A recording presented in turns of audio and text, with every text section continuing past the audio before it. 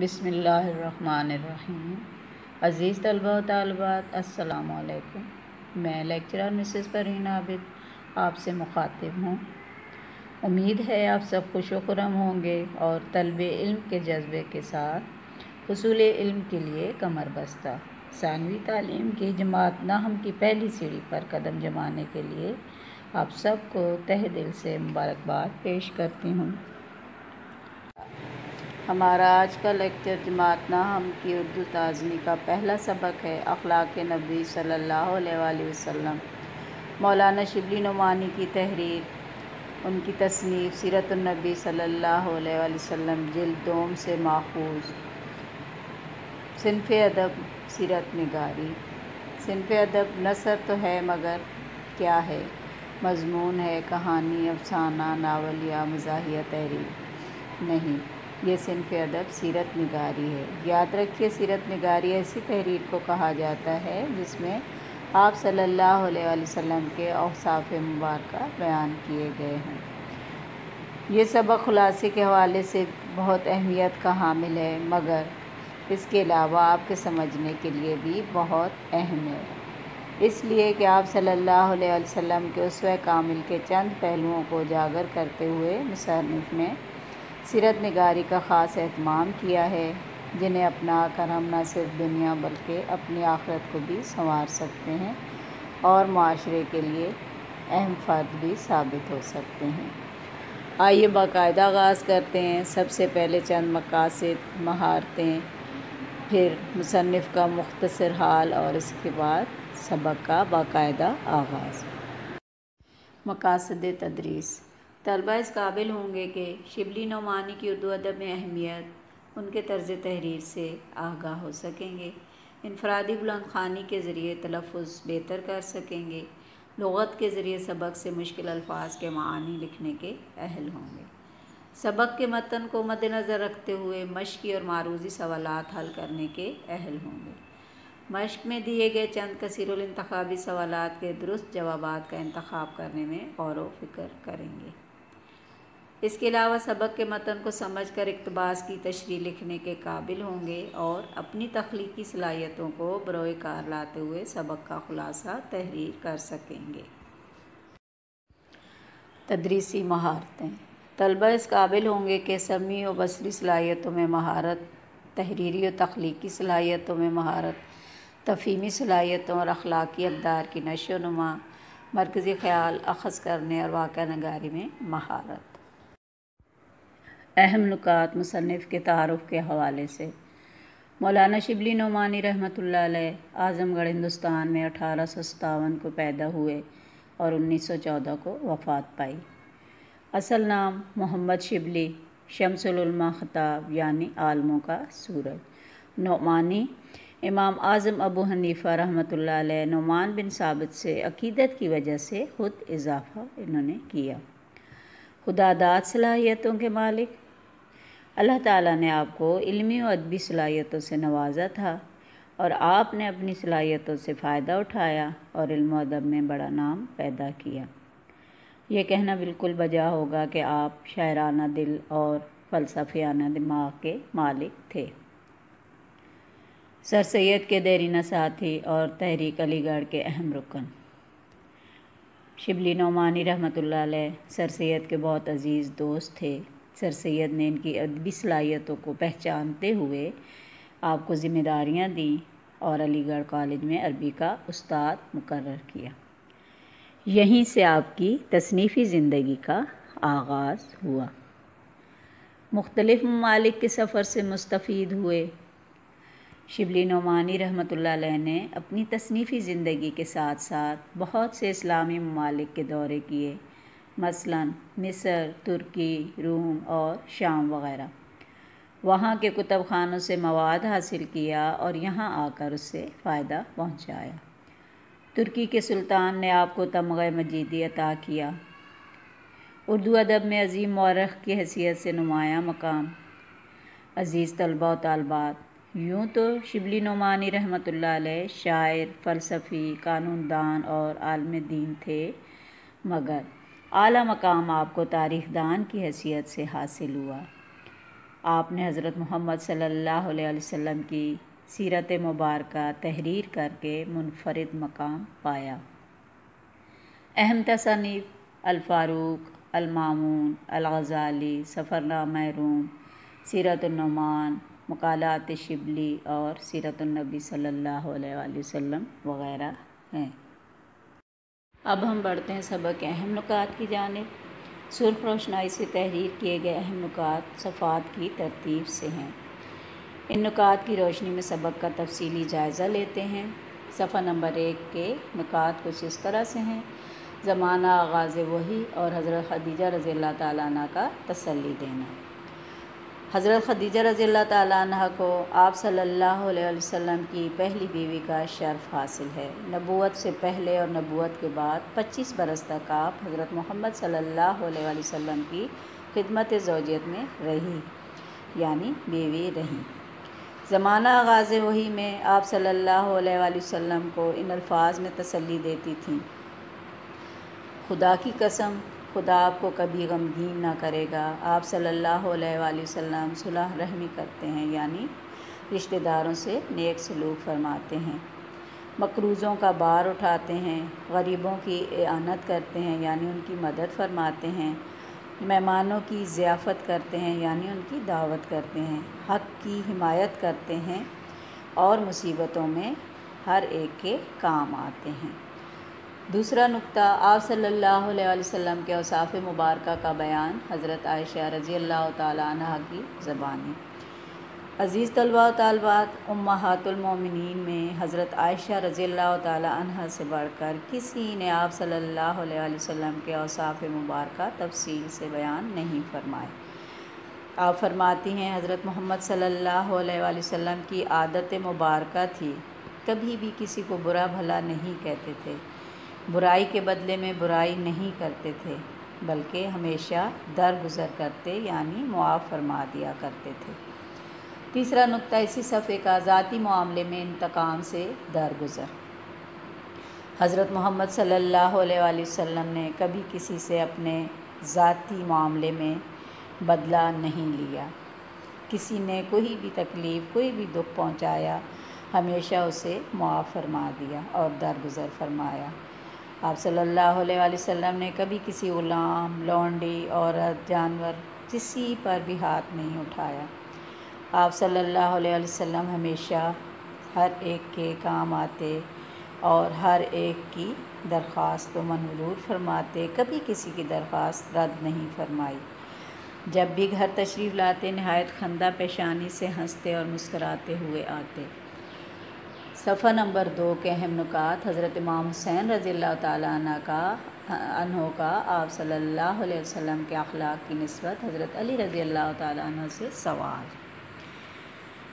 حضرت علی رضی اللہ تعالیٰ عنہ حضرت محمد صلی اللہ علیہ وسلم کے چچا زاد بھائی بھی تھے۔ آپ صلی اللہ علیہ وسلم کے تربیت یافتہ بھی تھے۔ آغاز نبوت سے آخر تک کم از کم 23 برس تک آپ صلی اللہ علیہ وسلم کی خدمت اقدس میں رہے۔ ایک مرتبہ حضرت امام حسین رضی اللہ تعالیٰ عنہ نے آپ سے حضرت محمد صلی اللہ علیہ وسلم کے اخلاق و عادات کی نسبت سوال کیا۔ حضرت علی رضی اللہ تعالیٰ عنہ نے فرمایا، نبی پاک صلی اللہ علیہ وسلم خندہ جبین یعنی خوش مزاج تھے، نرم ہو یعنی نرم مزاج تھے، مہربان طبع تھے، سخت مزاج اور تنگ دل نہ تھے۔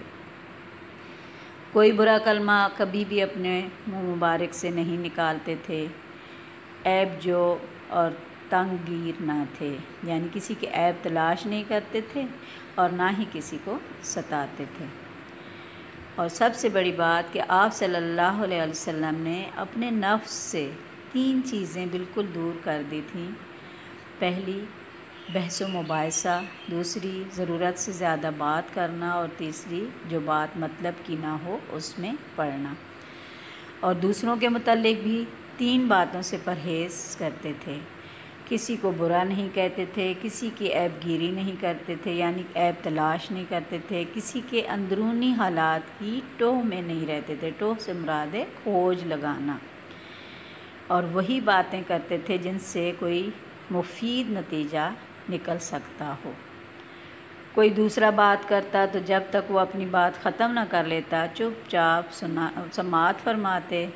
دوسروں کے منہ سے اپنی تعریف سننا پسند نہیں فرماتے تھے۔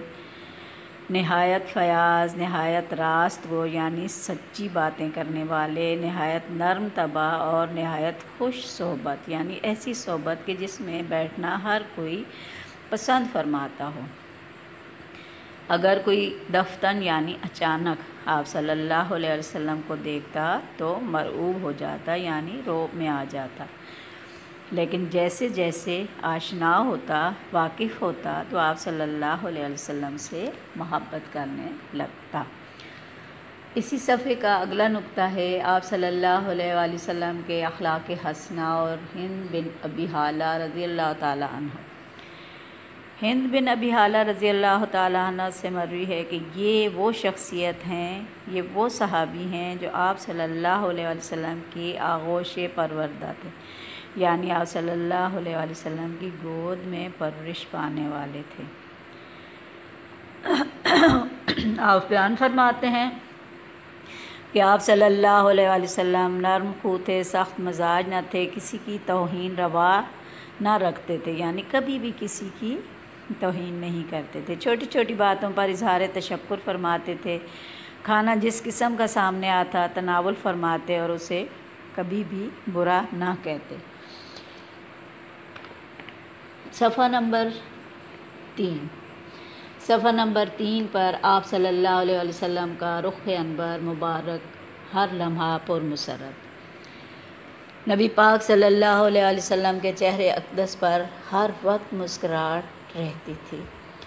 ایک صحابی جریر بن عبداللہ رضی اللہ تعالیٰ عنہ وہ صحابی ہیں، وہ خوش قسمت خوش بخت صحابی ہیں کہ جن کو دیکھ کر آپ صلی اللہ علیہ وآلہ وسلم محبت سے مسکرا دیا کرتے تھے۔ ان کا بیان ہے کہ کبھی ایسا نہ ہوا کہ میں خدمت اقدس میں حاضر ہوا ہوں اور آپ صلی اللہ علیہ وآلہ وسلم نے مسکرا نہ دیا ہو۔ آپ صلی اللہ علیہ وآلہ وسلم کا چہرہ مبارک ہنستا تھا، وقار اور متانت سے گفتگو فرماتے تھے، یعنی بڑی شان اور سنجیدگی سے گفتگو فرماتے تھے، کسی کی خاطر شکنی نہیں کرتے تھے، یعنی کسی کا دل نہیں توڑتے تھے۔ معمول یہ تھا کہ کسی سے ملنے کے وقت ہمیشہ پہل خود سلام اور مصافحہ کرتے۔ کوئی شخص جھک کر آپ صلی اللہ علیہ وآلہ وسلم کے کان میں کچھ بات کہتا تو اس وقت تک اس کی طرف سے رخ نہ پھیرتے، یعنی منہ مبارک نہ پھیرتے جب تک وہ خود منہ نہ ہٹا لے۔ مصافحہ میں بھی یہی معمول تھا، جب تک کوئی خود اپنا ہاتھ نہ چھڑائے آپ صلی اللہ علیہ وآلہ وسلم اپنا ہاتھ پیچھے نہیں فرماتے تھے۔ صفحہ نمبر 3 کا اگلا نقطہ آپ صلی اللہ علیہ وسلم کا احساس مروت اور مہمان نوازی۔ ایک مرتبہ آپ صلی اللہ علیہ وسلم سعد بن عبادہ رضی اللہ تعالیٰ عنہ سے ملنے گئے، واپس آنے لگے تو انہوں نے اپنے صاحبزادے قیس رضی اللہ تعالیٰ عنہ کو ساتھ کر دیا کہ حضور صلی اللہ علیہ وسلم کے ہم رکاب جائیں، یعنی آپ صلی اللہ علیہ وسلم کے ساتھ جائیں۔ آپ صلی اللہ علیہ وسلم نے قیس رضی اللہ تعالیٰ عنہ سے کہا تم بھی میری اونٹ پر سوار ہو جاؤ۔ انہوں نے بے ادبی سے ہچکچاہٹ یعنی تعامل کا اظہار کیا۔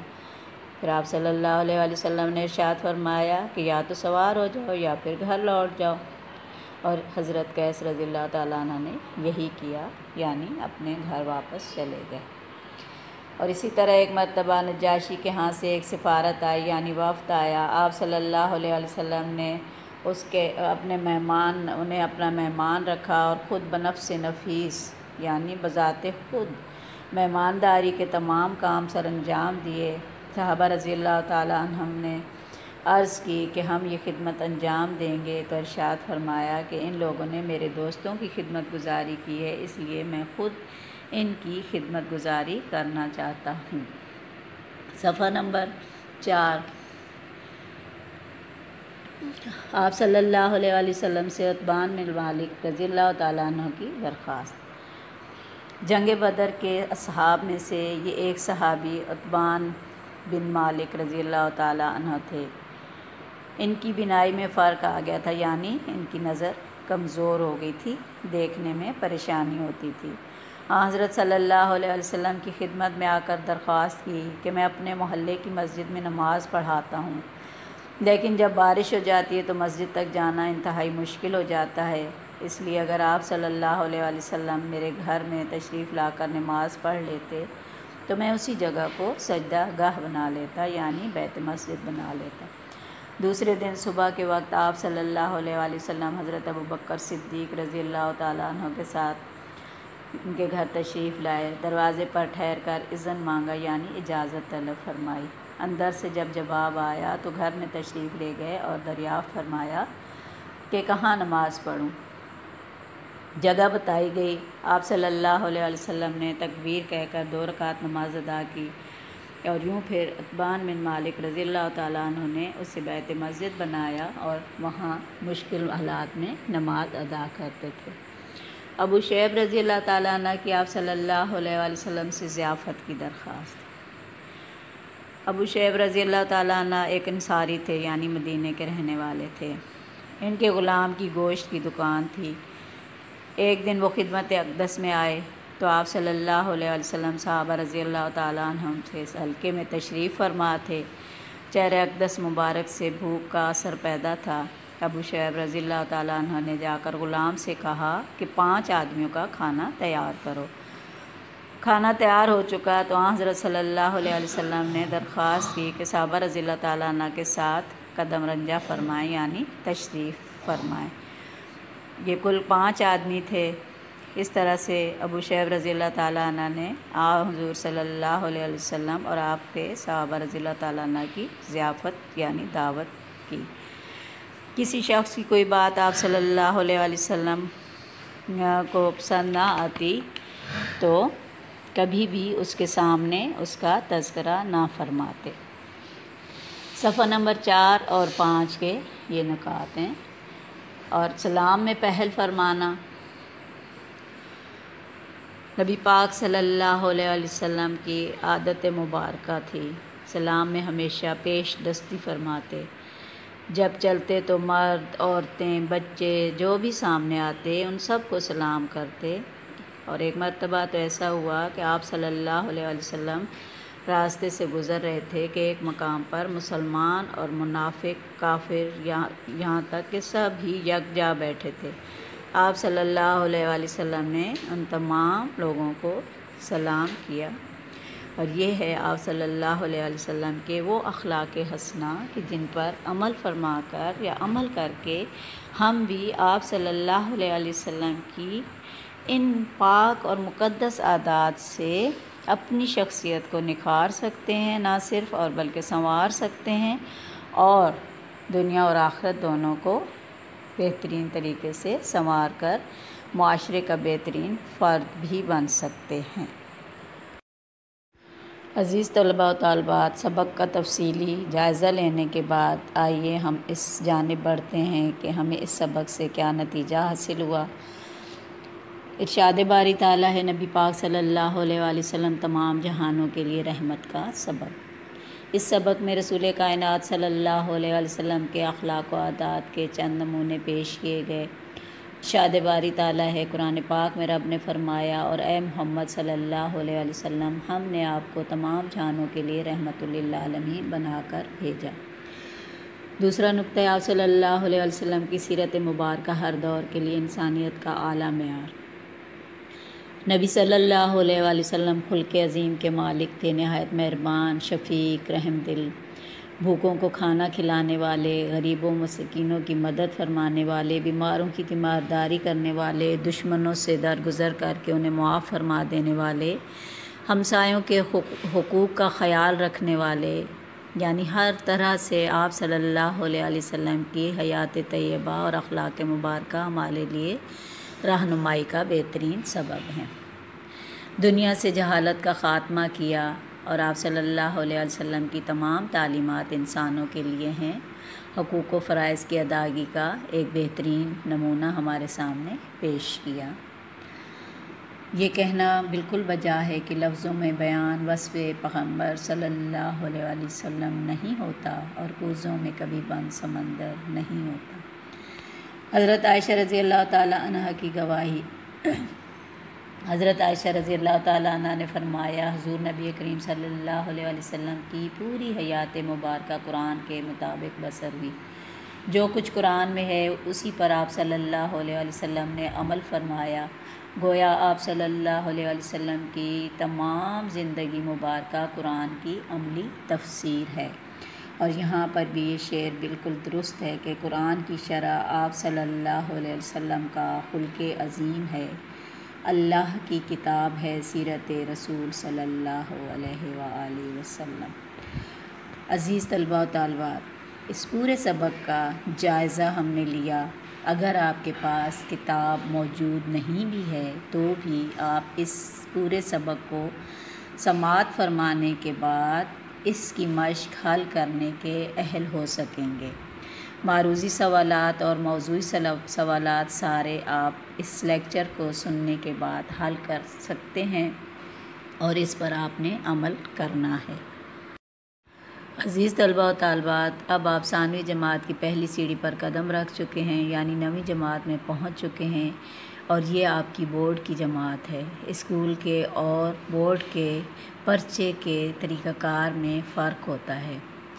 بورڈ کے پرچے کا پہلا سوال ہوتا ہے، کثیر الانتخابی سوالات میں سے درست جواب کا انتخاب کیجیے۔ کثیر الانتخابی سے مراد ایک سے زیادہ ہدایات دی جاتی ہیں اور اس میں صحیح ہدایت کو آپ نے منتخب کرنا ہوتا ہے، اس کا انتخاب کرنا ہوتا ہے۔ یہاں میں نے مثال کے طور پر آپ کے لیے ایک مصنف کے حال سے اور ایک سبق میں سے دے دی ہیں 2 مثالیں۔ پہلی مثال مصنف کی کچھ اس طرح سے ہے کہ مولانا شبلی نعمانی رحمۃ اللہ علیہ سن ڈیش میں پیدا ہوئے۔ اب آپ دیکھیں نیچے 4 ہدایتیں دی گئی ہیں، الف، ب، جیم اور دال۔ ان میں سے صحیح ہدایت ہے 1857 کو، تو پھر اس کو میں نے خط کشیدہ کر دیا تاکہ آپ کے لیے وضاحت ہو سکے۔ آپ اس کو اس کے اوپر ٹک کا نشان بھی لگا سکتے ہیں۔ دوسرا ہے، اور آپ اس حصہ الف جو ہے اس کو اس کے گرد دائرہ بھی لگا سکتے ہیں۔ اور دوسرا سبق سے ہے کہ سبق اخلاق نبوی صلی اللہ علیہ وآلہ وسلم پڑھ کر مجموعی طور پر جذبہ پیدا ہوتا ہے۔ کون سا؟ پہلے خود سلام کرنے کا، اعلیٰ اخلاق پیدا کرنے کا، بھوکوں کو کھانا کھلانے کا، یا نرم لہجے میں بات کرنے کا۔ تو اس کا درست جواب ب ہے، یعنی اعلیٰ اخلاق پیدا کرنے کا، جسے میں نے خط کشیدہ کر دیا ہے۔ اب اسی طرح سے آپ نے حوالہ مصنف میں سے کم از کم 10 سوالات تحریر کرنے ہیں، جس میں مصنف کی سانح بھی ہو، ان کی تصانیف بھی ہوں، کارہائے نمایاں بھی ہوں، اعزاز بھی ہو اور تمغہ بھی ہو، ٹھیک۔ اور اس کے علاوہ سبق میں سے بھی اسی طرح مخصوص جملوں کے سوالات تحریر کرنے ہیں، اور وہ آپ اس پورے لیکچر کو سماعت فرمانے کے بعد بخوبی کر سکتے ہیں، کیونکہ پورا لیکچر میں نے کتاب کے حوالے سے دیا ہے۔ تو یہ تھا آپ کا پرچے کا پہلا سوال، اور اس کو آپ نے حل کر کے مجھے ضرور دکھانا ہے۔ موضوعی سوالات، یہ حصہ آپ کے لیے آشنا ہے۔ یہ مشقی سوالات پر مبنی ہوتا ہے، تفصیلی سوالات کے جوابات دینے ہوتے ہیں، اور اس سے آپ بخوبی واقف ہیں۔ یہ مشق کا اہم حصہ ہے۔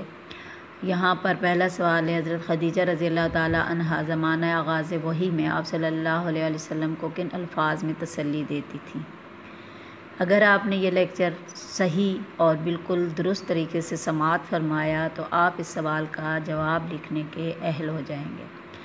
دوسرا سوال ہے، حضرت علی رضی اللہ تعالیٰ عنہ نے آپ صلی اللہ علیہ وسلم کے کیا اخلاق بیان فرمائے؟ تو یہ پیراگراف بھی میں نے آپ کو بہت تفصیل سے سمجھایا ہے، جہاں حضرت امام حسین علیہ السلام نے حضرت علی سے سوال کیا تھا، تو اس کا جواب بھی آپ بخوبی تحریر کر سکتے ہیں۔ تیسرا سوال ہے، آپ صلی اللہ علیہ وآلہ وسلم جریر بن عبداللہ رضی اللہ تعالیٰ عنہ کو دیکھ کر کیا کرتے تھے؟ یہ بھی میں نے آپ کو وضاحت اس کی بھی کر دی ہے، یہ بھی آپ بخوبی لکھ سکتے ہیں۔ آپ صلی اللہ علیہ وسلم کے اخلاق کے بارے میں ہند بن ابی حالہ رضی اللہ تعالیٰ عنہ نے کیا فرمایا؟ یہ بھی آپ لیکچر سننے کے بعد اس کا جواب بھی تحریر کر سکیں گے۔